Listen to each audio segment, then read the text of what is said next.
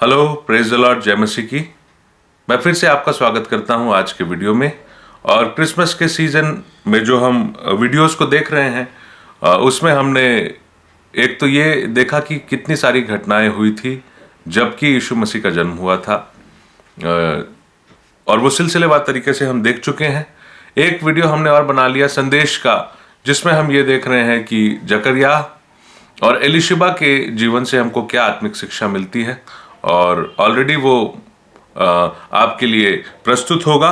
आज हम देखेंगे कि एलिशिबा और मरियम जब आपस में मिलते हैं, और जब मरियम को एक खबर मिलती है स्वर्गदूत जिब्राइल के द्वारा कि तेरी कुटुंबनी एलिशिबा जो है उसको 6वां महीना चल रहा है, क्योंकि उसी महीने में मरियम के पास जिब्राइल आए थे और कहे थे कि आनंद और जय तेरी हो। और वो पूरा समाचार उनको दिया गया था कि यीशु मसीह का जन्म मरियम के माध्यम से होगा, पवित्र आत्मा परमेश्वर उन पर छाएंगे। और ये सारी खबर जब मिल गई थी तो वो एलिशिबा के पास वापस गई। और आज हम देखेंगे कि किस प्रकार का आनंद दोनों ने मिलकर किया। हमारा आपसी मुलाकात जब कभी हम मिलते हैं, क्रिसमस के समय हम मिलते हैं, और अभी तो बहुत सारी गैदरिंग होती है, रैलियां होती हैं, आपस में हमारी मुलाकात होती है, प्रीति भोज होता है, बहुत कुछ होता है और हम आनंद मनाते हैं। लेकिन हमारा मिलना परमेश्वर की नज़र में क्या सार्थक हो पा रहा है, इसको हम आज के वीडियो में देखेंगे। और एलिशिबा और मरियम के जीवन में कितने आत्मिक परिवर्तन हुए, वो कितनी आत्मिक थी और कितनी आत्मिक और आगे बढ़ गई वो प्रभु में, इन बातों को देखेंगे। तो लूका उसका पहला अध्याय वचन 39 से 56 देखेंगे हम। उन दिनों में मरियम उठकर शीघ्र ही पहाड़ी देश में यहूदा के एक नगर को गई और जकरयाह के घर में जाकर एलिशिबा को नमस्कार किया। ज्यों ही एलिशिबा ने मरियम का नमस्कार सुना, त्यों ही बच्चा उसके पेट में उछला और एलिशिबा पवित्र आत्मा से परिपूर्ण हो गई। और उसने बड़े शब्द से पुकार कर कहा, तू स्त्रियों में धन्य है और तेरे पेट का फल धन्य है। यह अनुग्रह मुझे कहाँ से हुआ कि मेरे प्रभु की माता मेरे पास आई है। देख, ज्यों ही तेरे नमस्कार का शब्द मेरे कानों में पड़ा, त्यों ही बच्चा मेरे पेट में आनंद से उछल पड़ा। धन्य है वह जिसने विश्वास किया कि जो बातें प्रभु की ओर से उससे कही गई वह पूरी होंगी। Praise the Lord. तो एलिशिबा और मरियम की मुलाकात होती है, और मरियम ही गई थी मिलने के लिए एलिशिबा के पास यहूदा में। और जब ऐसा हुआ तो ऑलरेडी पवित्र आत्मा परमेश्वर जो है वो मरियम के जीवन में आ चुके थे। और जैसे ही वो नमस्कार मरियम का एलिशिबा सुनती है तो एलिशिबा तो स्वयं पवित्र आत्मा परमेश्वर से परिपूर्ण हो ही जाती है, बल्कि जो बालक यूहन्ना बपतिस्मा देने वाले, या हम बालक यूहन्ना ही बोलें, जॉन बैप्टिस्ट आगे वो बनते हैं, और वो उनकी सेवकाई क्या है वो सब हमने देखा। लेकिन ये बच्चा और एलिशिबा दोनों पवित्र आत्मा परमेश्वर से परिपूर्ण हो गए। बच्चा अपने माता के पेट में उछल पड़ा, और ये आनंद उस बच्चे ने भी मनाया कि उनके प्रभु की माता उनसे मिलने आई है। और यही बात एलिशिबा कहती है कि यह अनुग्रह मुझे कहाँ से हुआ कि मेरे प्रभु की माता मेरे पास आई है। और वो बोलती है कि देख, तेरे नमस्कार से बच्चा जो मेरे पेट में है आनंद से उछल पड़ा। आनंद का समय होता है क्रिसमस, आनंद का, और गाने का, नाचने का, और सब कुछ जो हम करते हैं वो अच्छा है, लेकिन उससे बेहतर ये होता है कि वो आनंद हम किसकी उपस्थिति में मना रहे हैं। वो आनंद क्या हमारे मनाने में परमेश्वर आनंदित होते हैं, ये सवाल है। और ये आनंद जो एलिशिबा और मरियम मना रहे थे वो पवित्र आत्मा परमेश्वर की उपस्थिति का आनंद था। इवन वो बच्चा यूहन्ना भी उस आनंद को मना रहा था। और आज की शिक्षा जो एलिशिबा के जीवन से मिलती है वो ये है कि उसने एक बहुत बड़ी बात कही। ऑलरेडी एलिशिबा और जकरिया एक धर्मी जीवन व्यतीत कर रहे थे, आज्ञाओं को मान रहे थे, परमेश्वर की विधियों पर चल रहे थे। उनकी प्रार्थना इतनी पावरफुल थी कि वो उनकी प्रार्थना के प्रभाव से वो आज्ञाकारी बनते जा रहे थे। पर अब एक और आत्मिक बदलाव हो गया, बल्कि दो कहूं मैं। पहला बदलाव ये हुआ कि एलिशिबा को यह पता चल गया कि प्रभु कौन है। Praise the Lord, hallelujah. बहुत से लोग मसीहियत में जीवन व्यतीत करते हैं और उनको नहीं पता होता कि प्रभु कौन है, यीशु कौन है, और यीशु मेरे जीवन में कैसे काम करते हैं। लेकिन एलिशिबा, अभी यीशु मसीह का जन्म नहीं हुआ, लेकिन जब मरियम आई तो वो कहती है कि मेरे प्रभु की माता मेरे पास आई है। आपका प्रभु कौन है? ये अगर पहचान आपको हो रही है, इसका मतलब आप आत्मिक जीवन में आगे बढ़ रहे हैं। एलीशिबा ने पहचान लिया कि मेरे प्रभु की माता मेरे पास आई है, और ये मेरे और आपके जीवन की बुलाहट है कि हर एक बच्चा जो मसीही समाज में पैदा होता है, हर एक विश्वासी जो मसीही समाज में बड़ा होता जाता है, एक अच्छे उम्र को प्राप्त करता है, पहले अधेड़ अवस्था तक, उसके बाद बुजुर्ग अवस्था तक वो जाता है, लेकिन उसको शायद ये नहीं पता होता कि उसका प्रभु कौन है। क्योंकि यदि यीशु हमारे प्रभु हैं तो यीशु को वो प्रायोरिटी, वो आदर और उसके प्रति सम्मान, आज्ञाकारिता, वो सब हमारे जीवन में दिखनी चाहिए, जो कि होती नहीं है। मगर एलीशिबा के जीवन में वो सब था, और उसने पहचान लिया कि मेरे प्रभु की माता आई है। दूसरी बात है, वो ये कहती है कि धन्य है वह जिसने विश्वास किया कि जो बातें प्रभु की ओर से उससे कही गई वह पूरी होंगी। ये अगर मैं इस वचन को अगर मैं अपने जीवन में लागू कर लूं तो शायद बाइबल मेरे लिए बहुत आसान हो जाएगी। बाइबल मेरे लिए पूरी की पूरी जीवित हो जाएगी, क्योंकि ये पूरी बाइबल जो है वो प्रभु की ओर से मुझे और आपको कही गई है। Praise the Lord, hallelujah. क्या आप विश्वास करते हैं कि पूरी बाइबल पुराने नियम से लेकर प्रकाशित वाक्य तक, उत्पत्ति से लेकर प्रकाशित वाक्य तक आपके लिए कही गई है, और जो बातें प्रभु की ओर से कही गई वह पूरी होंगी? अर्थात परमेश्वर ने बहुत से वादे, बहुत सी प्रतिज्ञाएं, बहुत से वाचाएं हमसे बांधी हैं, इजरायलियों से बांधी थी, और अब यीशु मसीह के द्वारा सारे इस संसार से बांधी, वो संसार जो शैतान के कैद में है, और वो विश्वासियों का झुंड जो कलीसिया कहलाता है, वो भी जो प्रभु के उपस्थिति में है, इन सब से परमेश्वर ने बांधी है अपने वचन के द्वारा, और वो प्रतिज्ञाएं परमेश्वर पूरा करते हैं। तो क्या बोलती है एलीशिबा कि धन्य है वह जिसने विश्वास किया कि जो बातें प्रभु की ओर से उससे कही गई वह पूरी होंगी। तो मुझसे ये पूरी बाइबल कही गई है, और इस बाइबल में जितनी प्रतिज्ञाएं हैं वो मेरे लिए पूरी होंगी। Praise the Lord. और अगर मेरा ये विश्वास है तो बाइबल पढ़ने में आनंद आएगा, बाइबल पढ़ने में आपको खुशी मिलेगी, और ये क्रिसमस आपके लिए बाइबल को जीवित कर देगा। वो बाइबल जिसको पढ़ने में आपको नींद आती है, वो बाइबल जिसको पढ़ने में आपको उबासी आती है, और वो बाइबल जिससे निकलने वाले संदेश को सुन के आप अपनी कुर्सियों से उठ के चर्च के बाहर जाते हैं, या अपने घर में बाइबल को धूल खाते रहने देते हैं, उसको पढ़ने में आपको आनंद आएगा। क्योंकि बाइबल एक तरफ बात नहीं करेगी, आप कुछ पूछेंगे बाइबल आपको जवाब देगी। पवित्र आत्मा परमेश्वर आपको सिखाने लगते हैं, जबकि आप ये विश्वास करते हैं कि जो मुझसे प्रभु ने कहा उसको वो पूरा करेंगे। क्योंकि फिर ये सिर्फ किताब नहीं होती, ये एक एक्शन में कन्वर्ट हो जाती है। आप विश्वास करते हो, आपको विश्वास का उत्तर मिलता है। आप प्रार्थना करते हो, आपको प्रार्थना का प्रतिफल मिलता है। आप कुछ करते हो तो परमेश्वर भी आपके लिए कुछ करने लगते हैं। आपको हर एक्शन का इक्वल एंड अपोजिट रिएक्शन मिलने लगता है, और इसलिए ये बाइबल आपके लिए जीवित हो जाती है। परमेश्वर के साथ आपका आत्मिक चाल चलन, आपका आत्मिक वॉक अच्छा हो जाता है। व्यक्तिगत रिलेशन जो आपका होना चाहिए वो ठीक हो जाता है। तो मुझे और आपको एलीशिबा से ये सीखना है कि जो बातें परमेश्वर ने मुझसे कही है, अर्थात ये पूरी बाइबल, उसमें जो प्रतिज्ञाएं हैं, उसमें जो वादे हैं, उसमें जो वाचाएं हैं, वो सब कुछ परमेश्वर पूरा करते हैं, और वो पूरी होंगी। अगर परमेश्वर ने कुछ कहा, यदि यीशु ने कहा है कि देखो मैं जगत के अंत तक तुम्हारे साथ हूं, तो वो हमारे साथ हैं। उसका नाम ही इमानुएल है, और उसका अर्थ है परमेश्वर हमारे साथ। यदि उसने कहा है कि मैं आऊंगा और तुम्हें लेके जाऊंगा, या मैं तुम्हारे लिए जगह तैयार करने जाता हूं और जब वो तैयार हो जाती है तो मैं तुम्हें आके ले जाऊंगा, तो वो आएंगे और ले जाएंगे।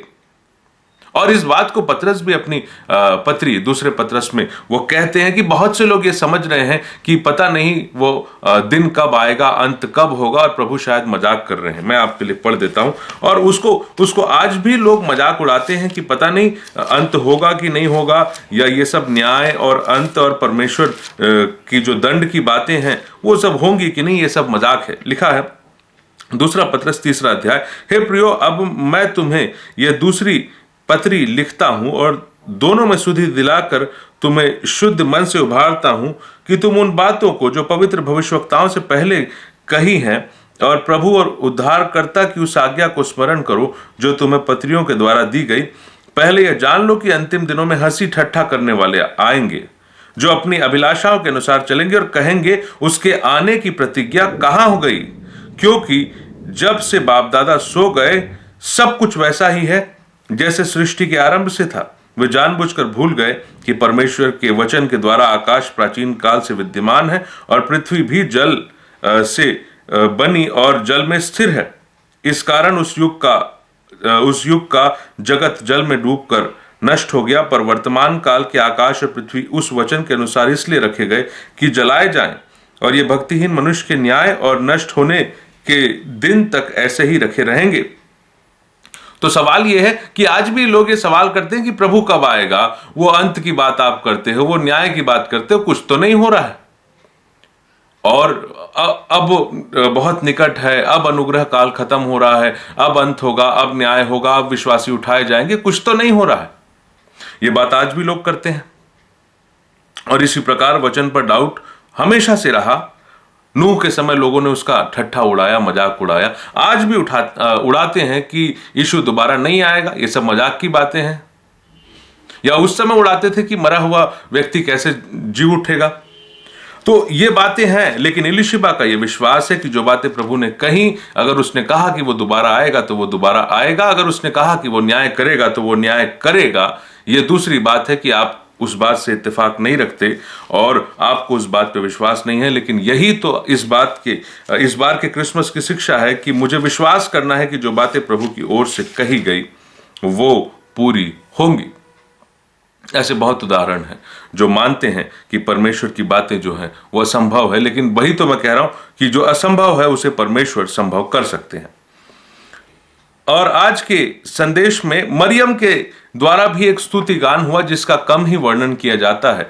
बहुत से क्रिसमस में इन बातों को हम नहीं देखते, लेकिन मरियम ने एक स्तुति गान किया और इस क्रिसमस में उसको हम डिस्कस करेंगे। यहां लिखा है, मरियम ने कहा, मेरा प्राण प्रभु की बड़ाई करता है, मेरी आत्मा मेरे उद्धार करने वाले परमेश्वर से आनंदित हुई, क्योंकि उसने अपनी दासी की दीनता पर दृष्टि की। इसलिए देखो, अब से युग युग के लोग मुझे धन्य कहेंगे, क्योंकि उस सर्वशक्तिमान ने मेरे लिए बड़े बड़े काम किए। उसका नाम पवित्र है, उसकी दया उन पर जो उससे डरते हैं पीढ़ी से पीढ़ी तक बनी रहती है। उसने अपना भुजबल दिखाया और जो अपने को बड़ा समझते थे उन्हें तितर बितर किया। उसने बलवानों को उनके सिंहासनों से गिरा दिया और दीनों को ऊंचा किया। उसने भूखों को अच्छी वस्तुओं से तृप्त किया, धनवानों को छूछे हाथ निकाल दिया। उसने अपने सेवक इज़राइल को संभाल लिया और अपनी दया को स्मरण करके जो अब्राहम और उसके वंश पर सदा रहेगी, जैसे उसने हमारे बाप दादों से कही थी।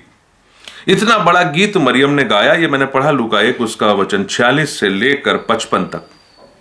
ये पूरा गीत मरियम ने गाया और ये वही समय था जबकि एलीशिबा ने ये बात कहा और वो आत्मा से परिपूर्ण थी। तो फिर मरियम भी आत्मा से भर कर इस गीत को गाने लगी, कहने लगी। और इससे हम देखते हैं कि कई बार लोग समझते हैं कि मरियम की क्या क्वालिटी थी कि मरियम को चुना गया कि उसके द्वारा यीशु मसीह आए इस पृथ्वी पर। ऐसी क्या खास बात थी कि मरियम ही सेलेक्ट हुई। उसका कारण हमको यहां दिखता है। एक तो यह है कि मरियम ने इस गीत में यह वर्णन किया कि परमेश्वर इस संसार को कैसे चलाते हैं। एक जो धनवान है उसको वो नीचा करते हैं, एक जो कम परिस्थिति में, गरीब परिस्थितियों में रहता है उसको परमेश्वर ऊंचा करते हैं। जो शक्तिमान था, शक्तिमान संसार की दृष्टि से है, बलवान है, उसके भुजबल को वो कम करते हैं और अपनी सामर्थ्य दिखाते हैं कमजोरों पर। दीनों को परमेश्वर ऊंचा करते हैं। तो मरियम एक्चुअली पुराने समय से अब तक जो बातें बाइबल में हुई थी शायद वो जानती थी। इन वचनों से हमको पता चल रहा है।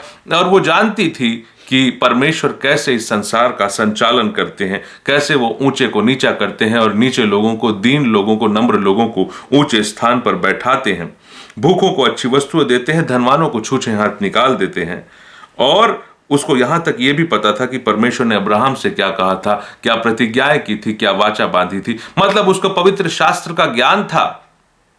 तो सिर्फ वो कुंवारी और पवित्र थी ये नहीं था, वो परमेश्वर का ज्ञान भी रखती थी, इसलिए वो सेलेक्ट हुई। इसलिए उस पर यह बड़ी जिम्मेदारी आई कि उसे प्रभु यीशु मसीह को इस संसार पर लाना है। और वो एक वेसल, एक पात्र के रूप में उपयोग हो रही है कि जिसमें कि प्रभु यीशु मसीह बालक के रूप में इस संसार में आए।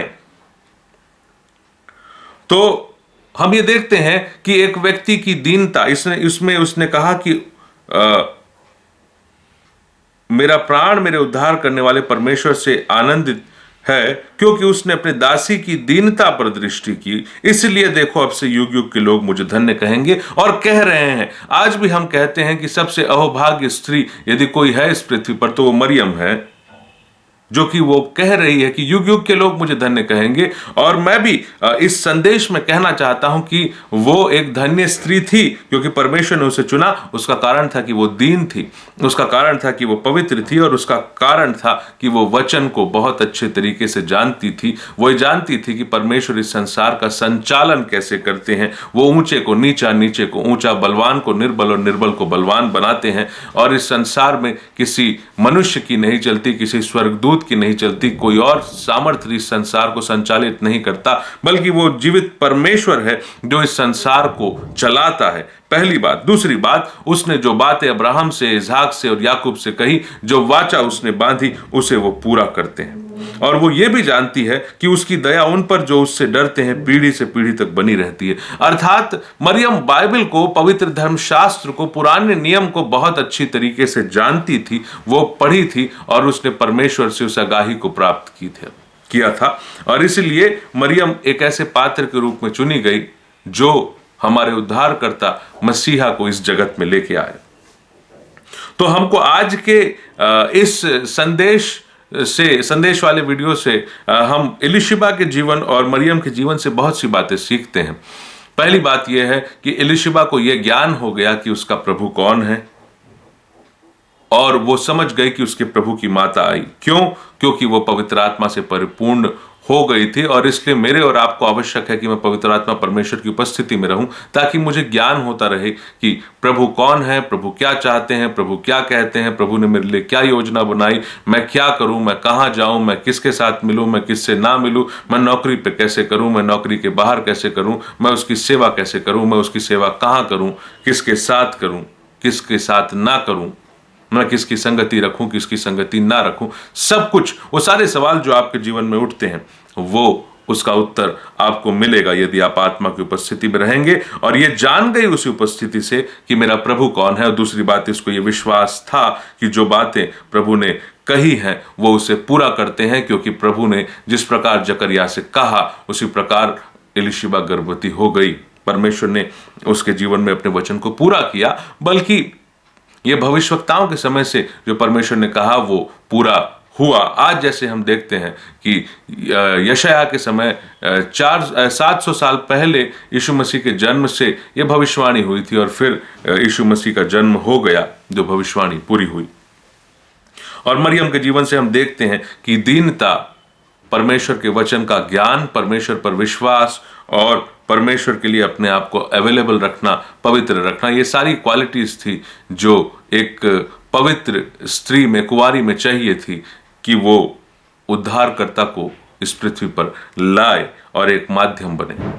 तो हम ऐसे दो धन्य जीवनों के लिए परमेश्वर का धन्यवाद करते हैं, और इस पर मनन करके परमेश्वर ने निश्चित रूप से हमको आशीष दिया होगा। ऐसा मन मुझे भी रखना चाहिए जो एलिशिबा का था और जो मरियम का था। ऐसा ज्ञान, ऐसा विश्वास और ऐसे परमेश्वर के कार्यों की समझ जैसी मरियम को थी, वैसी मुझे भी होनी चाहिए। और उसके होने के लिए मुझे पवित्र शास्त्र का निरंतर अध्ययन करना चाहिए। उम्मीद करता हूं कि आज के वचन से परमेश्वर ने आपको आशीष दिया होगा। फिर से हम मिलेंगे एक और वीडियो में, जिसमें हम जकरिया के जीवन से सीखेंगे। परमेश्वर आपको आज के वचन के द्वारा आशीष दे। जय मसीह की।